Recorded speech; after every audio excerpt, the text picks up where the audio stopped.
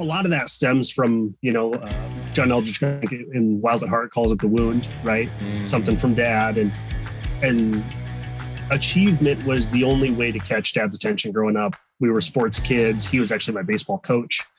And so, I just, knowing that now is, 20 years later, 25 years later, it kind of was like, oh, that makes total sense. Okay. Welcome to Authentic Conversations. I'm your host, Ryan James Miller, and I believe the way to freedom, fulfillment, and success ultimately comes by living as the most authentic version of yourself. If you're ready to live the life you've dreamed of, you're in the right place. All right, what up, everybody? Welcome to another episode of the podcast. You got to be watching this one because you can judge whether or not you think my guest today is a good-looking dude, but that's not what I'm really staring at. What I'm really staring at, right as we hopped on the call, is right behind him. He has a tin Top Gun sign on his wall. And not that many people know this about me, but I was a huge Top Gun fan. So much so that we went on a family road trip when I was probably about 11, maybe 10 years old. We did the Grand Canyon and we went up into Colorado, a bunch of stuff in the motorhome. And myself and three of my brothers watched Top Gun. I think it was 11 times in a row on the VHS tape. Yes, there used to be those things in the back of the motorhome. And so I went on to watch it many more times. I'd still watch it today. Anyway, so that has me hyped. It's just Top Gun. That's all I have to think about. I wanted to be a fighter pilot for a minute. No discipline back then, but that would have been a cool job. All of that aside, I have with me today Ian Ullman. As many of my guests, Ian and I met through a mutual connection on LinkedIn. Ian is a husband. He is a father of 4, which is such a daunting task in and of itself. He lives in the banking world, leads a Bible study that we'll talk about. He says he loosely leads a Bible study, so we're going to talk about what that means. But for now, Ian, man, thanks so much. Appreciate you coming, and way to kick it off with the sign on the wall. Yeah, thanks so much for having me, Ryan. I was definitely not part of the plan. Actually, it was, I got a kid who, my 10-year-old is huge into military history stuff. And so this was just one of those pickups that fit within kind of that theme of stuff that he likes having on the wall. So it worked out well. And courtesy of COVID, my basement puzzle table, gaming table converted to my office. And so this is now, I guess, my sign, kind of. That's good, man. And it actually, what's kind of cool too, is it actually looks like probably more of like a real Top Gun sign, like Miramar, California, than it does movie Top Gun. So that's pretty cool. Yeah, for sure. All right. So as I do with so many of my guests, what I like to do is dig right in with a question. And it's the same question or some version or variation of the question I asked to every single one of the guys. So for you, Ian, same question, which is, how would you define manhood and or masculinity? Wow, that's weighted in today's world. So what I'm reminded of, as I was kind of catching up on some of your recent episodes and heard that question, it prompted me to think on it a bit. Ooh, you cheated. No, I did. I got an inside lane. I'm sorry. And I was reminded of my group and I, a couple of years ago, went through on Right Now Media. There's a study series called How to Be a Godly Man. And in there, it talks about our roles. And in my mind, I looked at it kind of like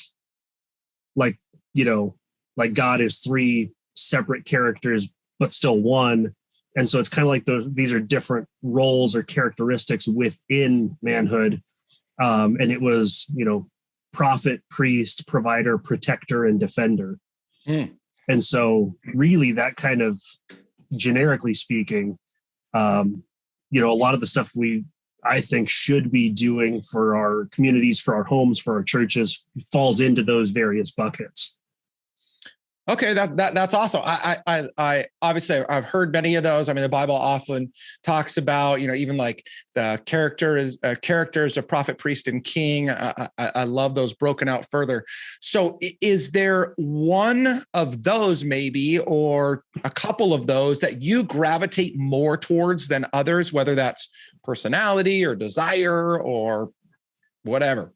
Yeah, I mean, the provider thing for me, I'm working through being a workaholic. I'm aware. Step one, I'm aware it's a problem.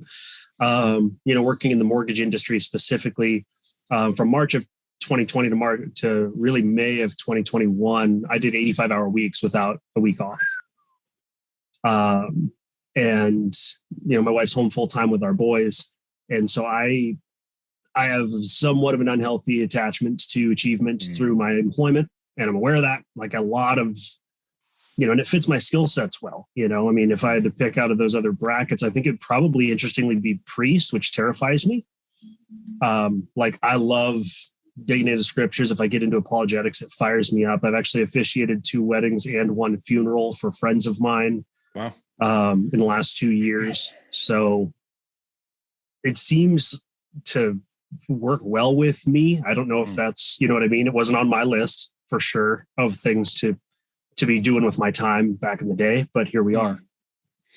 Okay. So I have a lot of interest in in the particular area of provider, and I'm interested to hear some of your feedback here. So when we typically, us as dudes, but then even more so just in general, when we hear the word provider, we're typically thinking of making financial or practical provision for somebody, right? And traditionally, obviously, in the home as the husband, that's for our family, and that's something that I lived in forever, right? I have to provide for my family.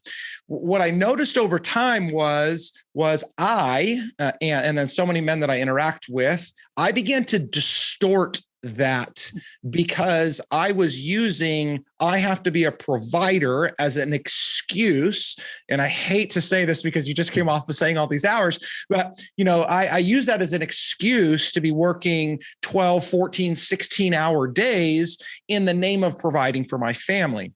And as I unpacked that over time, one thing that I started to see, and you will see this even in the dictionary definition, is it's also just making a provision for time. And so it was almost like I was so heavy weighted in one versus the other. And it took me a long time to get to some place of balance. And, being owning my own business, I do have some flexibility there. But do you see those 2 areas both in that word, and maybe even because you alluded to it, why have you heavily leaned into maybe one? And so yeah, how do you see all that? Yeah, definitely. So, I mean, I know just from the work that I've done through, a Townsend leadership group, my men's group, a handful of different influences in my life, like a lot of that stems from, John Eldridge in Wild at Heart calls it the wound, right? Mm-hmm. Something from dad, and achievement was the only way to catch dad's attention growing up. We were sports kids. He was actually my baseball coach. And so, I just knowing that now is, 20 years later, 25 years later, it kind of was like, oh, that makes total sense. Okay. And so I actually, so obviously the real estate industry went nuts with COVID and interest rates and all that. And so as a result of all of that, I actually had the best year I've ever had in 2020 and the worst year I've ever had in 2020, right? Best year financially, definitely. Production numbers were through the roof. I mean, to close 27.5 million in residential home loans out of Billings, Montana in a year, was crazy. And damn good. Right. But there was a cost, right? As fast as you could answer the phone was how fast applications were literally coming in. So to try to, and you can't just tell people, no, the boss isn't a fan of that, right? Like, sorry, too busy. And so we just took it and we took it all. And so I did 85-hour weeks for a little over a year and had some things shift organizationally to where I got approached by another company and their infrastructure was way different, way more supportive. And so I almost immediately went from 85-hour weeks to 35-hour weeks. Whoa. In May of last year. And so really, it's been a learning curve of relearning how to be a provider in the sense of time, fulfilling my wife's love tank, quality time with my kids. In fact, I'm a recovering dork who never recovered. So I actually have Rubik's Cubes on my desk, like for my downtime. If I need to reset my brain, I'll do a Rubik's Cube solve. But next Saturday, me and my 4 boys are going to be starting up a Dungeons and Dragons campaign. That's like so old cool. School D&D, and we're just blocking 3 or 4 hours every Saturday. And the beauty part of that is my wife, who homeschools our 3 youngest and has been home full time for 12, 13 years with kids. Wow. She's about to get 3 hours every Saturday to do whatever she wants. Wow. Okay. So I want to back up. So when you, obviously, you are at the mercy of, particularly at the time this happened, of somebody else that's asking something of you. You can't just tell people no in the work world, at least not responsibly most of the time. Right. And I also do believe that there are times and seasons for everything. And so, it's not that, you committed like the worst sin ever by doing what you did. Right. I would never say that. But as that started to happen, so as you were being drawn into this opportunity to invest so much more time at work, obviously it's producing so much fruit so quickly. What were those conversations like early on with your spouse as that was happening? I mean, was it kind of preempted or was it very reactive? Like what was the dynamic? So it was really reactive. I think it was March 10th was the day that it hit. So, I mean, in typical busy season, you carry 15 to maybe 25 loans at a time in our world, at least at the time I was. And I got 10 new applications in one day. Oh. Like word went out, the market went nuts, mortgage rates dropped to ridiculously low. And all of a sudden, anybody who was paying attention, who had heard the word mortgage, starts calling their banker, starts calling their mortgage guy. And I was a lender at a regional bank. So anybody who's a customer of the bank just calls the bank and goes, hey, I want to talk to the mortgage guy. Sure. And so the phone just didn't stop. And so very quickly, really it took from March until June 8th was when I broke the first time. And that was 2 a.m. sitting at this very desk at my laptop in tears because yesterday's pile was so big, you couldn't even try to whittle it. And you knew tomorrow's pile was going to be even bigger than that. And it was just like, no matter how many hours you put, no matter how many emails you answer, it is not going to move you. You're not going to get ahead of this thing. And we operated like that for a year, like wow. Everybody that I know in the industry, but prior to that, even like in order for my wife to be home full time, there were sacrifices and things you got to do. Like we've never had cable TV or streaming or anything until COVID. We finally got Disney Plus because we ran out of tricks with our kids, But up until then, we had we literally have bunny ears hooked to a 55-inch flat screen. Wow. And for the first really couple of years of our marriage, she quit working. We had our oldest. She quit working. We didn't consult our budget. And so the credit cards started stacking and we realized that. And it was like, okay, wait. And so I went to getting a night job. And so I've done 65 to 85 hours a week for 10, 15 years straight. We've been married 16 years. I probably did that many hours for 10 years of that. And so really this year is the first time I've been back to a 40-ish hour work week since we had kids. And so it's very much like a learning curve, right? Of the bit of free time I was used to having was rest, period. That was all it was. And so now it's like, okay, wait, I need to be actively engaged with her and with our kids. And, we joked our last 2 kids, like, I saw you, right? Because I was working a night job in retail. And so during Christmas season, I was doing every bit of, again, 80 hours a week. Jeez. And so what was the, I never know how these conversations are going to go. Obviously, we're kind of like down this rabbit hole, but fascinatingly enough, I just got off a call with my mastermind group and we were talking about so much about marriage and men. And so just the theme fits so well. But so what was the dynamic of your marriage like during that time? I mean, you're, not to pry too deep, but you're having sex at least at some point because you're having kids. Right, we got a couple kids. Yeah, but like what is the dynamic? I mean, is it literally just like passing in the night or it was. Well, and I'm a night owl and she's not. She's typically, I'm going to bed at 10:30. I'm going to bed at midnight. Or when I was working retail during Christmas season, I wasn't even getting home until 12:30 or 1 in the morning because the Kohl's here is across town, And so, yeah, it was very, very limited, which was brutal. Looking back, it's like we should have figured out something different because her primary love language is quality time. And as kids have become more of a thing, obviously, acts of service has jumped up there. Just to take some of it off her plate without her asking is a big piece of that. She's like, I have 4 children. I don't want to be nagging you too. So I need you to just jump in and do the things that need doing without me having to tell you to do them. Yeah. So, I mean, were there points of like deep contention during that? Oh, it was, it was rough. It was really rough. Like, but we generically speaking, like every couple, I think we have seasons of sucking at communication. Yeah. That was one of them. Like, I just didn't have mental, emotional, physical capacity to even have conflict. I was burnt. I was busy burning out. Yeah. So it was a really, really rough time. Getting out of the night job, getting into the mortgage lending business definitely helped because it freed up some time and at least got me down to one thing. Yeah. So I wasn't split between, 2 different jobs and all that, but yeah. Well, I want to say, I mean, just from, my perspective to the positive side of this whole thing, obviously there's so much to learn and God clearly had a plan through this and you're here now. But, I think that, when you guys decided to do that, much like, I mean, my wife and I, in the similar sense, it was like, okay, we've got kids now. We want you to stay home. Financially, it didn't make sense for us because I was just starting my business, especially the second child. But you guys, you felt like that was the right thing to do, and you did that from the right heart, from you being the man and the leader. It was like, this is valuable for you to be home with the kids. I will go sacrifice more of myself to do that.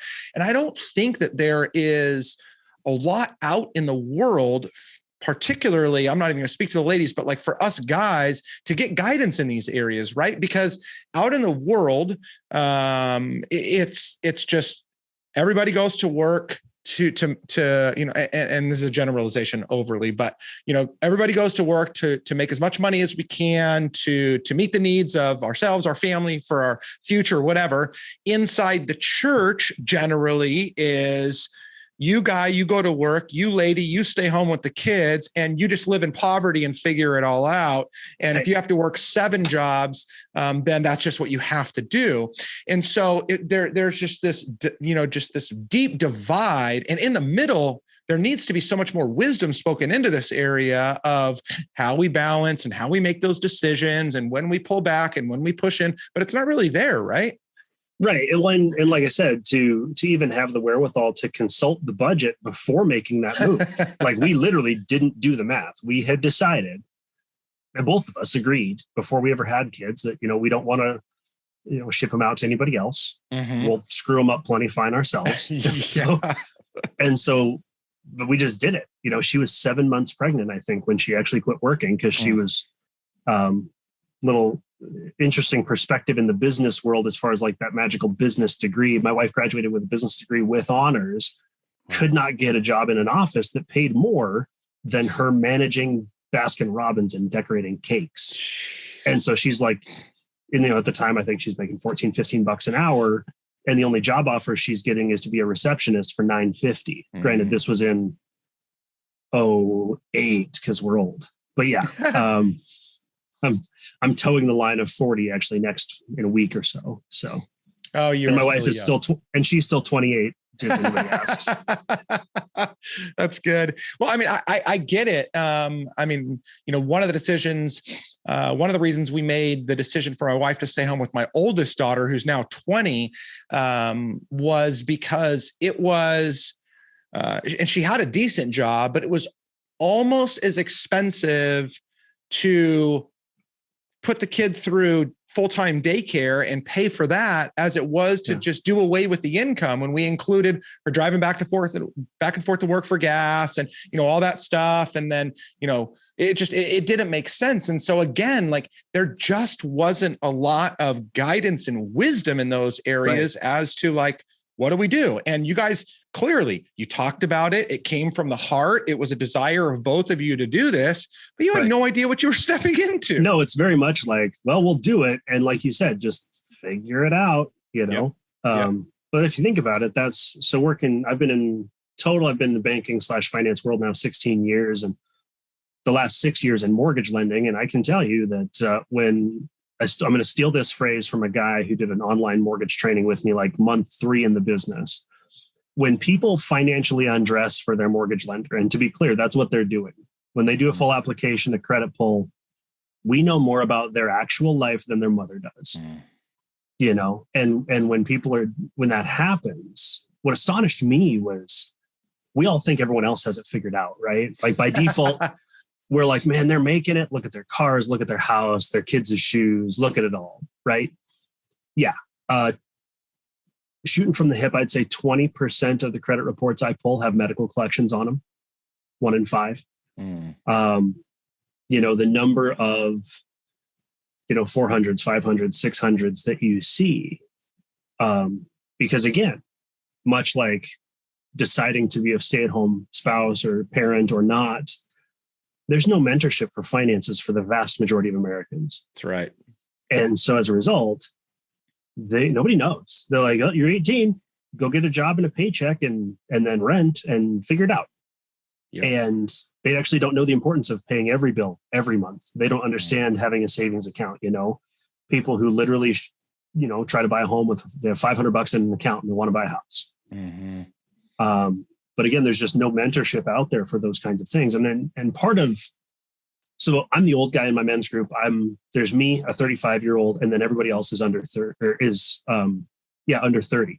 Wow. So a lot of young couples, a lot of, they got toddlers. We have one, our youngest is 4, I guess, but a lot of my guys have little ones and 2 more little ones on the way. And so I've kind of run that road to be able to be, that cautionary tale of like, it's real easy, real quick to look your head up out of the rut and realize I just worked 85 hours a week and I missed 1/6 of the time I have left with my oldest. Because even working from home, I didn't see him for a year.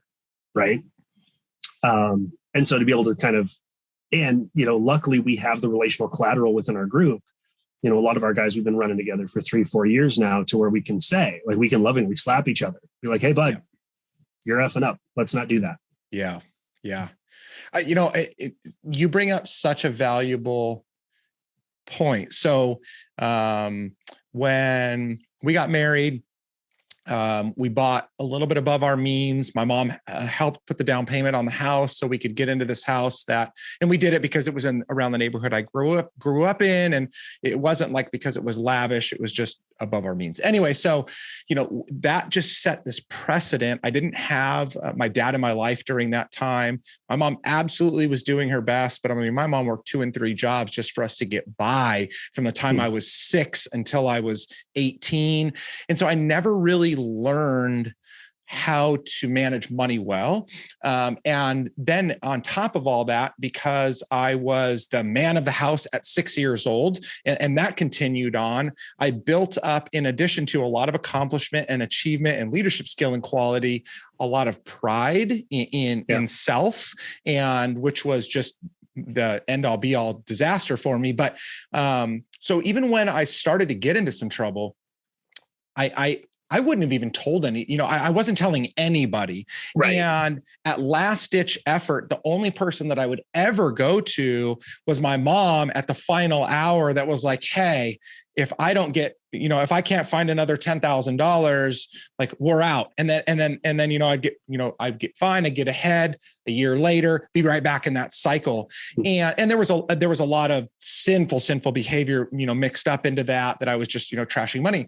But even today, the guys that I run into and run around with, like a lot of really good guys, but they're not willing to even open up about that type of stuff today. There's certain things that we don't want to really talk about. And it's like when I'm married, I'm not going to talk about like the intimate side of my relationship with my spouse. So like if we're not having sex or that's not going well, that like, we're not talking about that. Like I'll joke about it, but we're not going to talk about it. Right. And then if I'm screwing up financially, or I'm not where everybody thinks I am, or something's I'm not talking about that either. And like, those are the two biggest areas of our life as men in marriage. And they're like off limits. And so we're just a ticking time bomb.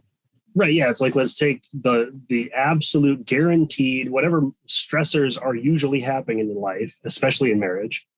Let's take the two things that will let's just throw gasoline right on that thing, right? Like those two areas, if they're going sideways, well, people say, well, money won't make you happy. Well, I can tell you being broke made me pissed.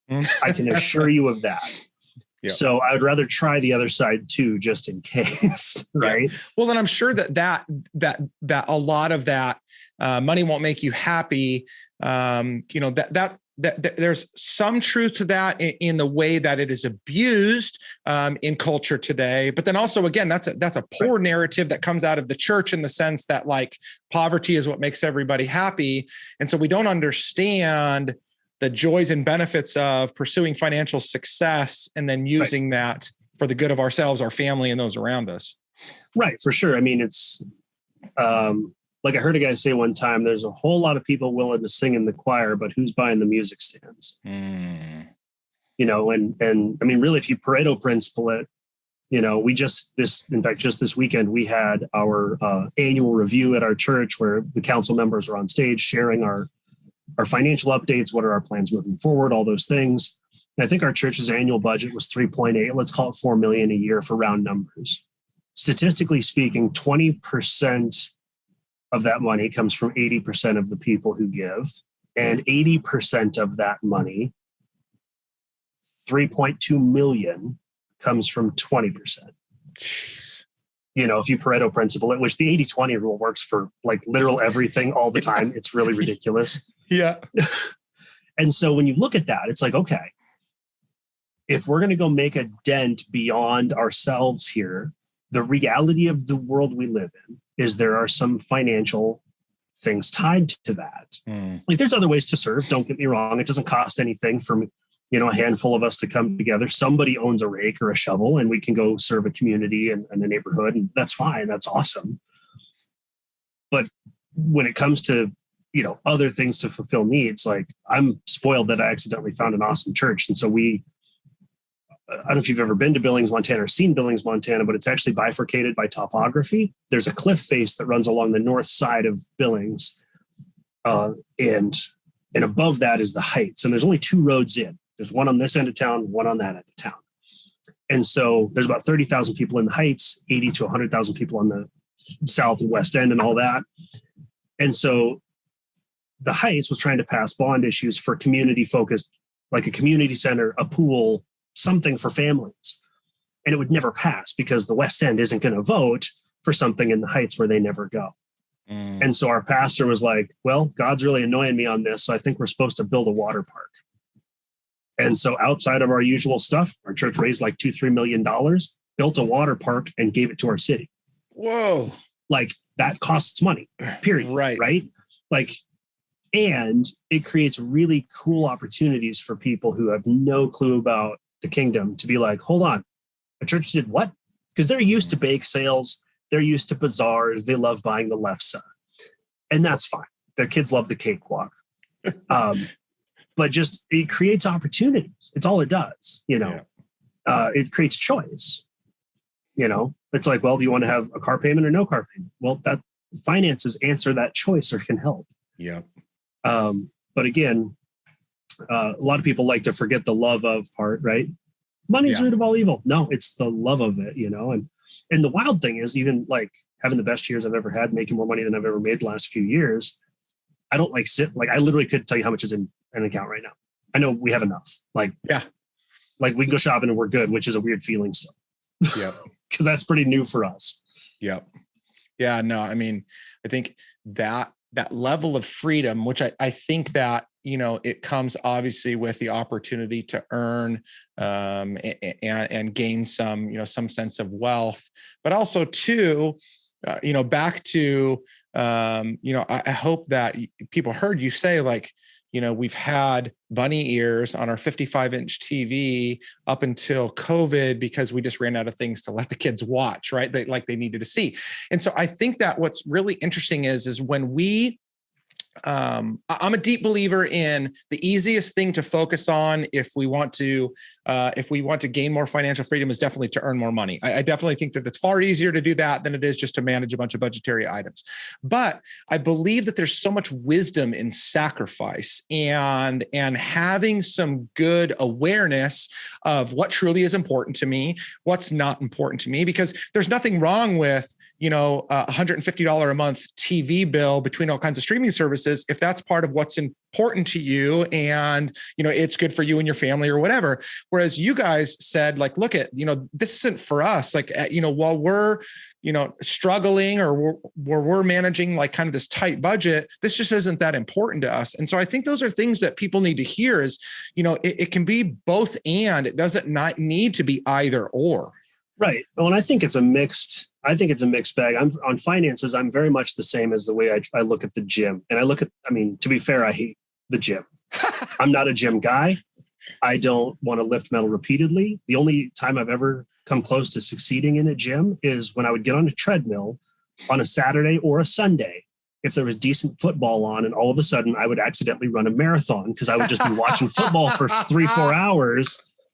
And then my wife would text me like, "Are you okay? Are you coming home?" I'm like, "Oh, shoot, it's like dinner time." I just I was hung up in a game and happened to keep my legs moving while I did it. So I'm not a gym rat. But when it comes to health plans, fitness plans, diet plans, whatever you want to call it, absolutely the same as finances. It's whatever works for you. Right. If you told me to succeed health-wise, I need to go into a gym 3 to 4 days a week for an hour each time, I will just punch you in the face and say no. Like, we're done here. That's not a thing I'm doing. And I think financially, we need to be honest about that and let people know it's okay if the word budget makes you want to vomit. That's okay. Like, you need to have some comprehension around it. You need to get a 101 level understanding of, if you don't tell your money where to go, it will just go. Like, we have to acknowledge that. That's good. But as it relates to, like you said, making those financial shifts, I think it can be a two-pronged attack, because the analogy I like is, we got a leak in the bottom of the tub. We got two choices: turn on more water or plug the leak. And I think if we do a bit of both, it's a net positive result. Plus it helps instill some disciplines, because my concern is, if somebody only adds the income, then they haven't built any financial disciplines in place. And if that income ever drops again, they most likely are spending up to that level. Like, the number of good friends I have in the real estate industry the last 2 years who have brand new, really nice cars, I'm excited for them and nervous for them, because I just know how humans operate, right? Yeah. Yeah. We're all seeing what the Fed's about to do, and you're afraid that they're not going to be able to keep making those payments for that much longer. Well, right. I mean, when there's people projecting in the real estate and mortgage industry, what percentage of real estate professionals will not be real estate professionals in the next 24 months, because we're on a limited inventory, and those, there's things that are going on where, in the overall market, between inflation and rates coming up and those things, that it's like, this tsunami wave we've been riding, she peters out at some point, and at least levels off.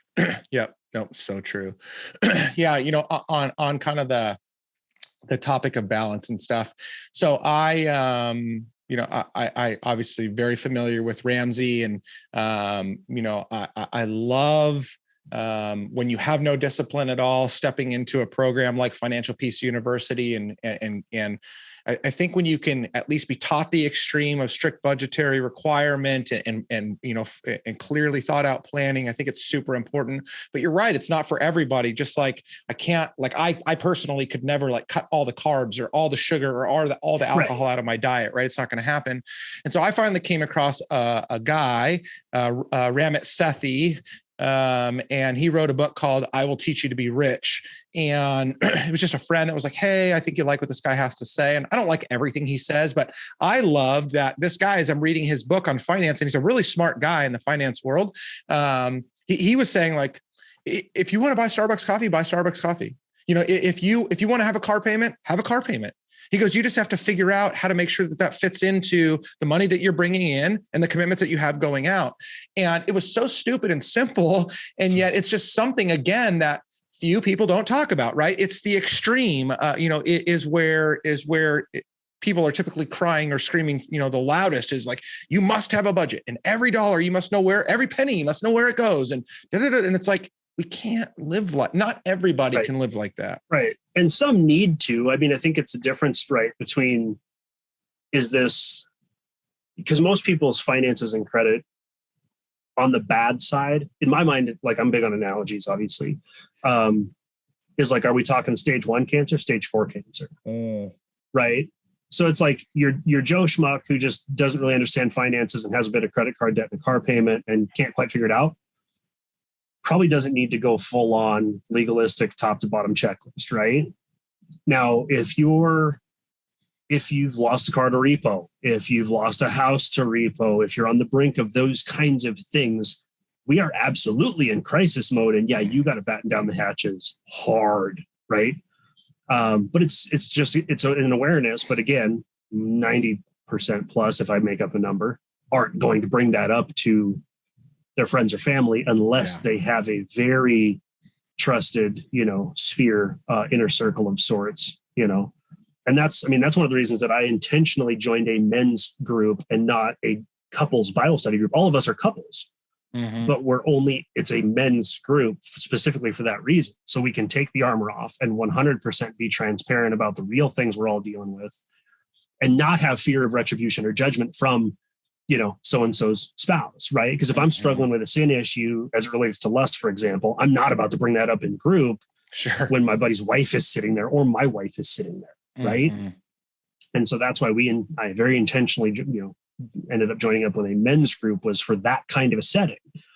Because I'm not going to bring up my financial drama. I can talk about it with my guys, but like their spouses or like if my wife is there, I don't know if she'll be embarrassed or freak out or what, you know what I mean? Like, it just creates an environment, where that can happen. So, yeah. Okay. So, I'm glad you brought that topic back up or that context. So you talked about the fact that, you joined this group and now you're leading this group. I don't know if it's the exact same group, but so how are you doing your best to create that sense of relationship, transparency, accountability? Because in case anybody was wondering, just because you're in a church, those things don't automatically happen. And as a matter of fact, sometimes they're even worse there. I mean, I served as a pastor for 10 years and sometimes it was far harder to drag the honest to God's truth out of people in the church in that context than it was to just go to a stranger on the street and ask him how his day went. So how are you fostering that level of relationship so you can get to the root of people's challenges and struggles, and then hopefully bring them all the way to the place where they are doing the best they can to image God in the way that God's called them to? Yeah. So I think there's a lot to learn societally and individually, I think. Jesus never led with wrath. He led with compassion. And so my group is very much about truth. We believe the Bible. We study the Bible. We don't get to make it up on our own. I'm not about to go into those waters, right? But it has to lead from a place of grace. Like my guys, so I saw a TED Talk, and I forget the guy's name, and I wish I could remember. He was a pastor who lost his job because he got caught on his pornography addiction. And he stayed on at the church as a janitor just to stay working there, which I can't even imagine. And in his TED Talk, he talks about, we all see the numbers on the stock market about Amazon.com, right? Like they do bajillions and bajillions of dollars, but you don't see it. Other than the stuff on your doorstep, you don't see it. And when he said, statistically speaking, 71% of American men and 38% of American women struggle at some level with pornography. Well, I got 9 guys in my group, now 10. We just added a guy. 71% of men struggle with pornography. That's math. So a couple of ways we foster that. Number one is lead with grace. As the group leader, if somebody falls, I'm usually the guy getting that coffee, making that call. The way we know that is brutal accountability. Much like any, AA has meetings. It doesn't have solo studies, right? And so like me and my guys are all on the Covenant Eyes app. And so we all have apps on all of our devices that if we go to any inappropriate website, as soon as I hit enter to go to the website, it sends an email to my men's group. Brutal accountability. That because I think nationally is in a crisis situation. This is stage 4 cancer, that it needs to be 100%. We need to be all in. We have to be extreme on remedying this, especially because it's so prevalent. So being the old guy, I joke about that, but so in the banking biz, most of the tellers are kind of college age or a bit older, not all, but some. And so after management would leave the bank that I was at a few years ago, I would inevitably go out to get a water or get a coffee or something because I was always staying late. And they would ask me life questions or just chat. It jokingly became known as Bible study.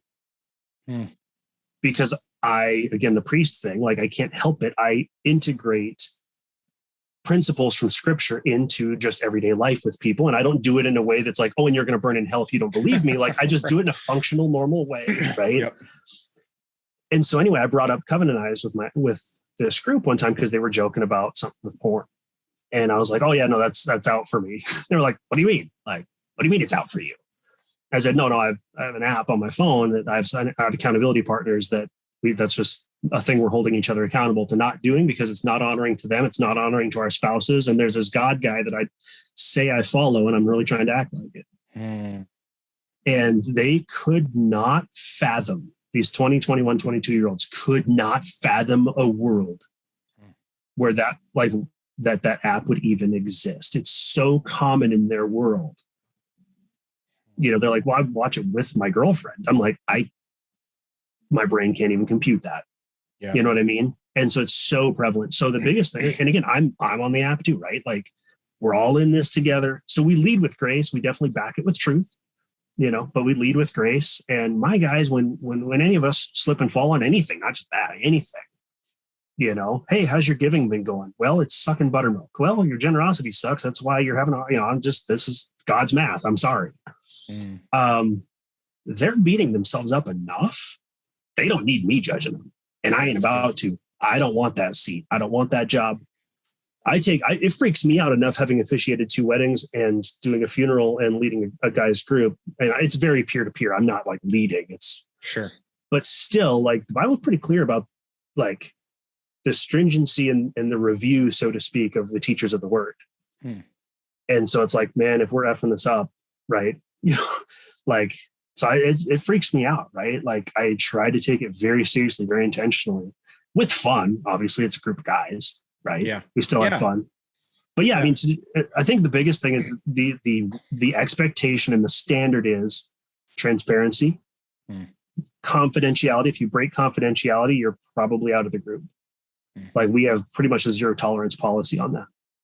What's discussed in this group, unless it's potentially impacting you or somebody else's physical safety. If somebody talks about they're feeling like harming themselves or harming a spouse or something, that's an exception. Yep. Which has never happened, thank goodness. But anything else guys come with, hey, so-and-so at work started talking to me and texting me and I don't know how I feel about it. Hey, this happened. Hey, I slipped up here. Hey, here's me and my wife had this fight. That is a safe room. It has to be. It absolutely has to be. If that goes, then nothing else matters. Yep. So good, man. Okay. I love that so much. I could talk about that topic for days, right. weeks, months on end. Well, and this is just a brain twister with you being a pastor. You probably thought of this. I'd never thought of this. I love when pastors poke my brain. So a couple of years ago, one of our pastors was talking about small groups and talking about the impact of community in this Christian thing we're doing, right? Because I want to go do it. No, we're not going to go do it. Not on your own. And he dropped a perspective on me that fried my brain for like a month. And he's like, community matters so much. Number one, only 4 of the 10 commandments are vertical. The other 6 are horizontal between us and man. And community matters so much. God's not even good enough for God. So he himself is community, 3 entities. Whew. I was like, man, I got to go do some research. I got to go do some digging. Like, that's good. Yeah. And it is, bear one another's burdens, and in doing so, fulfill the law of Christ. It's not like Christ said to do this. It's like, you're part of the miracle, man. Mm-hmm. Yeah. I mean, there's a reason why there are so many one another's. There's a reason why that, as Jesus spoke the Beatitudes, that they were, clear as to what to do for one another, and so I think it's so important. And I think that, this is one of the reasons why men struggle so much. Even those that don't think that they struggle so much, is because they have been conditioned in many ways to hold the things most dear to them, the closest to them. Yeah. Whether that's, and again, this goes back to, the scars and wounds. It's, I've been hurt by exposing myself before, or this thing hurts so bad to talk about that I'm not going to expose myself to it again. Or, I'm ashamed of what people may think now, and so it's done such a disservice. And what's amazing is when you start to see men break through this in community, whether it's in church or in men's mastermind, or, some kind of, group environment, as you start to see the guys that do break through, you start to see them bear so much fruit in every area of their life. It finally allows them the freedom to be. And so that's what I love to see so much. For sure. Well, and something that I was kind of ruminating through is with a friend of mine as it relates to kind of, forgiveness or any of those things that just hang in us, right? Mm-hmm. Whether it's a forgiveness issue, a sin issue we're hiding, whatever those things are. Well, just because we try to ignore them doesn't mean they don't exist. And so as a result, what we're doing is we're spending mental and emotional energy keeping the lid on that thing, right? And so as a result, we can't give then 100% of ourselves to our work or to our spouse or to our kids, because a part of us is occupied with that thing. I worked through, I just had lunch this last week with a dear friend of mine who helped me process through a lot of stuff with my dad. My dad left when I was 15, and I don't mean left like moved out. I mean left like Billings, Montana to Washington, D.C. Left. And we're not good at communicating. And then you double down on that with Montana. It has this, we're modern, we have bathrooms and stuff, but you still have this like pioneer spirit mind a bit, right? And like you said, we stifle those things. Nobody worry about me. I'm fine. Everything's fine. And meanwhile, per cap, we're carrying double the suicide rate of the average nationally in Montana. The mental health thing is gargantuanly out of control here. But anyway, I was talking with Greg about that. Like, how much did I miss, and how much did my spouse and my kids and the world miss of me for 15 years, 20 years, because I was so busy bottling that stuff with energy and bandwidth that I couldn't be all in on anything. So I think that flourishing is probably just a realization of our full selves. It's not even like that we became anything different. It's like we're still us, but we're able to give our full selves to things. Yeah, that's good. Yeah. I mean, you obviously alluded to and spoke to the extreme of, somebody taking their own life. But, so most men would say, well, that's not me. I'll never go there. But behind that is what most guys I know are struggling with, which is they're not sleeping at night. They're physically, mentally, emotionally unhealthy. They're quick to snap at a coworker or an employee or a friend or a spouse or a child. They are constantly frustrated. They're always trying to figure out the way that they're going to finally get out. And it's just, I say, the language I use is they're literally in a prison that they have created for themselves. Yeah. And it's going to require more than just them blowing through the wall or trying to strategize their way out of it. Like, you need other people to surround you, to objectively help walk you out of that prison once and for all. Yeah, for sure. And the flip side of that too, that we see here and from therapist friends of mine in the industry, everybody's, I never judge anybody who uses a substance even to excess.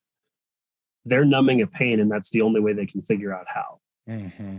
What's weird in today's world, and Simon Sinek talks about the brain chemistry of this all the time, is how many of us, right? Those dopamine hits, and it's easy to hide from the world and hide from the pains, the whatevers, because we're just chasing the dopamine dragon via technology. One more ding, one more buzz, one more like, comparing ourselves to people with butt implants and highlight reels. Like, stop it. Just stop it. Yeah. So true, man. Okay. We are landing the plane, and we didn't talk a lot about this, but I would love to just get a final bit of perspective from you. So I've talked about your deep dive into marriage and all you've learned to this point. And obviously we know, still so much more to go. Your life as a professional and how you've grown through that, being invested into the church, leading a study. And this is all wrapped up in this idea of you living out this calling as a man that you believe you've been called to. So you have 4 young men, young boys that you're raising into young men. And so when you think about what you most want to be known for by your kids, by your boys, what would that be? What would you want them to say about you as a father to them? I think probably being present, which carries a lot with it, obviously. But being actual present, and through my marriage, teaching them how to love well, which we're still, we're only 16 years into our marriage, so we're figuring it out still, right? If we're honest, right? Yeah. But I think we've got some good foundations rolling there. We openly discuss like 5 love languages kind of stuff. In front of our kids. My wife and I talk through some of those things we don't talk to them through in front of them, but it's still part of the conversation, right? It's in, and we acknowledge when we slip up. In fact, if one of us is too short with the kids, for example, and snaps too easy, or if we're just having a bad day and that kid happens to be the one who gets it because he happened to cross us at that moment, we both have leeway to call the other out on it. And be like, hey, that was really kind of out of line, and I think you need to apologize to him for raising your voice to him. And both of us have. I'm usually more guilty. Not as much this last 7 months, though. I've been a much better human. I was, this time, 2021, I was not a pleasant person. So, but again, it's just commitment to the process. I still meet with my guys every Tuesday night. Still going to church, still being fed. There's a number of weeks or months that outside of Tuesday nights, my Bible may not have opened. We all have eras, right? And this is just a freebie last little tidbit maybe, but those times that we feel most compelled to withdraw and hide are the times we most need to open up and lean in, I would say, from my experience and my experience with my guys. That's good, man. Well, I mean, Ian, I think that, one of the things that I loved loved hearing you talk about was just this desire to extend grace as people were walking through the life that they were. And, particularly obviously in the context of that men's group, but I think it's something that's so important to take away for today, for people as we're interacting, as we're setting expectations, for the communities that we're in. It's like, hey, I want to be told the brutal truth. I just want you to handle me with grace. And I think it's okay to ask that as a man, right. Like I'm judging me enough, but if you can help me point it out, great. Like, yep. Yeah. So I just appreciate that. I loved, even, into the inner workings to some degree of the finance discussion, which obviously we could have gone so much deeper into that. I think that there's just so much there that can be done and should be done in the discussion around how we grow as men. Love that. And even all the way back to the beginning and you just talking about, your perspective on manhood in general. And it's clear in the way that you're growing as a husband, you're growing as a father, you're growing as a leader in the church, but just in the community in general. So I appreciate that. Thanks, man, so much. It's been a great conversation and I'm sure we'll do it again. Yeah, for sure. It's been a blast. Thanks. Yep, absolutely. All right, guys. Well, that wraps up another episode of the podcast. As always, if you have any questions for Ian, you can hit his contact information. They will be in the show notes, as they always are. If you have any questions for me, comments, feedback, complaints, whatever, you know where to find me. I'm always here. Until next time, be you, be happy, be authentic. Thank you for joining me on this episode of Authentic Conversations. If you are ready to live the life you've dreamed of, I'm here to help. Head to ryanjamesmiller.com/podcast to begin your journey. And if this episode impacted you in any way, pay it forward by sharing it with someone you know. I'm Ryan James Miller, and I'll see you next time on Authentic Conversations.